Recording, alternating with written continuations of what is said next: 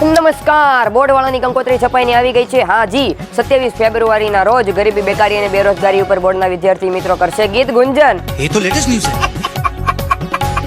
1 માર્ચના રોજ વાના રસમનું આયોજન અને સંચાલન કરવામાં આવશે.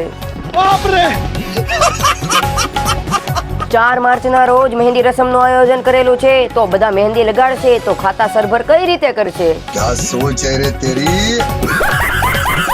6 માર્ચના રોજ ચિંગ ચાંગ ચૂંગના કાળમાં ફસાઈ અને હલ્દી સેરેમનીનું આયોજન કરવામાં આવેલું છે. लेवल सबके निकलेंगे. 7 માર્ચના રોજ આંકડાઓ સાથે રમતા રમતા લેવાશે રાસ ગરબા. જી હા. 8 માર્ચના રોજ ગુજરાતી ભાષા એટલે કે આપણી જ માતૃભાષામાં મંડપ મુહૂર્ત કરવામાં આવશે અને આ જ દિવસે જાન પ્રસ્થાન પણ રાખેલી છે. 11 માર્ચના રોજ પત્ર વ્યવહાર કરી અને બોલપેન ભાઈ અને પુરવણી બહેનની કરવામાં આવશે વિદાય.